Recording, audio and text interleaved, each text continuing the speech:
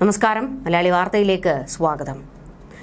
രണ്ടാമത് അധികാരം പിടിക്കുന്നതിന് വേണ്ടി CPM എന്തൊക്കെ ഗീർവാണമടിയായിരുന്നു കേരളത്തിൽ നടത്തിയത്? അതിൽ ഏറ്റവും പ്രധാനപ്പെട്ട ഒരു പോയിന്റ് ഉണ്ട്. അതിനെക്കുറിച്ച് നമുക്കൊന്ന് സംസാരിക്കാം. മദ്യവർജനം. കേരളത്തിലെ എല്ലാ ബാറുകളും പൂട്ടിക്കും എന്നൊക്കെ പറഞ്ഞ് അധികാരത്തിൽ വന്നവരാണല്ലോ ഈ പിണറായി കൂട്ടർ.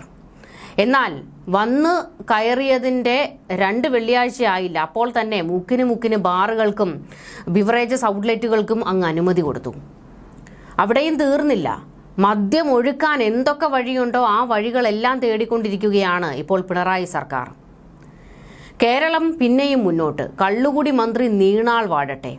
കേരളം ഒരു പടി കൂടി മുന്നോട്ട്. സംസ്ഥാനത്തെ IT പാർക്കുകളിൽ മദ്യം വിളമ്പാൻ അനുമതിയായി എന്ന് വാർത്തകൾ പുറത്തു വന്നതോടുകൂടി തന്നെ ഇപ്പോൾ CPMനെ തലങ്ങും വിലങ്ങും എടുത്തിട്ടടിക്കുകയാണ്.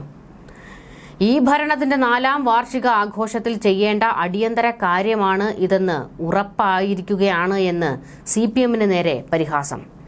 അതായത് 4ാം വാർഷികത്തിന്റെ ആഘോഷം കേരളത്തിൽ IT പാർക്കുകളിൽ കൂടി മദ്യം വിളമ്പാൻ നാടമുറിച്ചിരിക്കുകയാണ് പിണറായി എന്നാണ് ആക്ഷേപം വരുന്നത്. പഴയ കാരണഭൂതനായിരുന്നെങ്കിൽ 2 പൈന്റ് അടിച്ച് ഐശ്വര്യത്തോടെ ഉദ്ഘാടനം ചെയ്യുമായിരുന്നു. പള്ളിയിലച്ചന്മാരും മദ്യവിരുദ്ധരും ഇനി വാ തുറക്കില്ല. കള്ളുകുടി മന്ത്രി എടുത്ത ധീര നടപടിയാണിത് എന്ന് എല്ലാവരും ഒപ്പം നിൽക്കും. അടിച്ചു പൂസായാലും കൈവിട്ട് പറക്കാൻ ശേഷിയുള്ള റോഡുകൾ ഉണ്ടാക്കിയിട്ടുള്ളപ്പോൾ അടിയന്തരമായി മന്ത്രി ചെയ്യേണ്ടത് തന്നെയാണിത്. MP രാജേഷ് ആരാമോൻ പുത്തൻ തലമുറ മന്ത്രി. MP രാജേഷിനെയും പിണറായി വിജയനെയും എല്ലാവരെയും എടുത്തിട്ട് കുടയുന്ന പോസ്റ്റാണ് ശക്തിധരൻ പങ്കുവച്ചിരിക്കുന്നത്. AKG സെന്ററിൽ കൂടി മദ്യം വിളമ്പണം എന്നാണ് ശക്തിധരൻ പറഞ്ഞു വെക്കുന്നത്. പൈന്റ് അടിച്ചവനും കെട്ടിയോൾക്കും ഒന്ന് വീശിയിട്ട് പോകാൻ കഴിയണം. അതിന് തടസ്സമായ നിയമക്കുരുക്ക് മുഴുവൻ നീക്കണം. ടെക്കികൾക്കും ഒട്ടും ക്ലേശങ്ങൾ ഉണ്ടാകരുത്. ടെക്കികളുടെ ഒരു കാലോ കയ്യോ അപകടത്തിൽ പോയാലും പേടിക്കേണ്ട. കച്ചവടം പൊടിപൊടിക്കണം. രാത്രിയായാൽ സകല റോഡും നുരഞ്ഞു പൊങ്ങണം. ടെക്കികൾക്ക് ഇണയെ ഒപ്പം കൂട്ടാനായാൽ അതാണ് മാനിഫെസ്റ്റോയിലെ വാഗ്ദാന സാഫല്യം. ഓരോ കുടുംബവും ഇടിച്ചു തകരട്ടെ. അതിലും കേരളം ഒന്നാമതെത്തട്ടെ.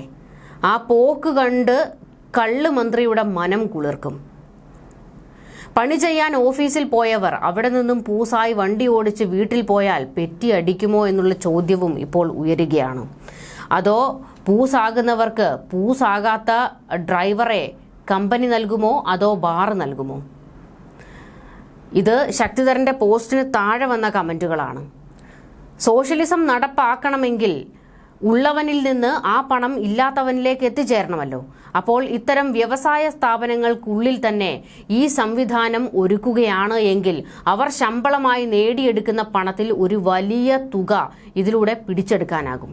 വികസന പ്രവർത്തനങ്ങളിലേക്ക് തിരിച്ചുവിടാനും ഗവൺമെന്റിന് കഴിയും. അങ്ങനെ IT പാർക്കുകളിൽ കൂടി സോഷ്യലിസം നടപ്പാക്കാനാണ് ഗവൺമെന്റ് ശ്രമിച്ചുകൊണ്ടിരിക്കുന്നത് എന്ന പരിഹാസം വരുന്നു. ഇതിനെ നഖശിഖാന്തം എതിർക്കുന്നത് ശരിയല്ല. മുട്ടിന് ബാറ് തുറന്നു നൽകി മുതലാളിമാരിൽ നിന്നും പണം വാങ്ങി പുതിയ AKG സെന്റർ പണിത് വിജയൻ. എന്നിട്ട് അവർക്കൊരു 8ന്റെ പണിയായി പോയി IT പാർക്കിൽ മദ്യം വിളമ്പാൻ അനുവദിച്ചു കൊടുത്തത്. പാവം ബാർ മുതലാളിമാരുടെ കച്ചവടം വെള്ളത്തിലായി. കൊടുത്ത കാശ് വെറുതെ ആയിപ്പോയി. സംസ്ഥാനത്ത് IT പാർക്കുകളിൽ മദ്യം വിൽക്കാൻ അനുമതി നൽകിക്കൊണ്ട് സർക്കാർ ഉത്തരവായതിനെയാണ് ഇപ്പോൾ സോഷ്യൽ മീഡിയയിൽ വലിയ രീതിയിൽ പരിഹാസവും ട്രോളുകളും ഒക്കെ നിറയുന്നത്. സർക്കാർ ഉടമസ്ഥതയിൽ പ്രവർത്തിക്കുന്ന IT പാർക്കുകൾക്കും സ്വകാര്യ IT പാർക്കുകൾക്കും ലൈസൻസിന് അപേക്ഷിക്കാം. IT കമ്പനികളിലെ ഔദ്യോഗിക സന്ദർശകർക്കും അതിഥികൾക്കുമാണ് മദ്യം വിൽക്കാവുന്നത്. ഒരു സ്ഥാപനത്തിന് ഒരു ലൈസൻസ് മാത്രമേ നൽകൂ. വാർഷിക ലൈസൻസ് ഫീ 10 ലക്ഷം രൂപയാണ്. ലൈസൻസ് ലഭിക്കുന്ന കമ്പനികൾ FL9 ലൈസൻസിൽ ഉള്ളവരിൽ നിന്ന് മാത്രമേ വിദേശ മദ്യം വാങ്ങാൻ പാടുള്ളൂ. 1-ാം തീയതിയും സർക്കാർ നിശ്ചയിച്ച മറ്റ് ഡ്രൈ ഡേകളിലും മദ്യം നൽകരുത്. ഉച്ചയ്ക്ക് 12 മുതൽ രാത്രി 12 വരെ പ്രവർത്തന സമയവും നിശ്ചയിച്ചിട്ടുണ്ട്. ഒട്ടനവധി സ്ഥാപനങ്ങൾ ഉണ്ടെങ്കിലും ഒരു ലൈസൻസ് മാത്രമേ നൽകൂ. കമ്പനികളോട് ചേർന്ന് തന്നെയാകും മദ്യശാലകൾ. പക്ഷേ ഓഫീസുകളുമായി ബന്ധമുണ്ടാകില്ല. ഇവിടേക്ക് പ്രത്യേക വഴികൾ ഉണ്ടായിരിക്കണം എന്നും നിഷ്കർഷിച്ചിട്ടുണ്ട്. IT പാർക്കുകളിലെ കമ്പനികളിലെ ജീവനക്കാർക്കും ഇവിടെ എത്തുന്ന സന്ദർശകർക്കുമാണ് ഈ മദ്യശാലകളിൽ നിന്നും മദ്യം ലഭിക്കുക. പുറത്തുനിന്നുള്ള ആർക്കും മദ്യം വിൽക്കരുത് എന്നാണ് ചട്ടം. ഗുണമേന്മയില്ലാത്ത മദ്യം വിൽക്കരുതെന്നും നിഷ്കർഷിച്ചിട്ടുണ്ട്.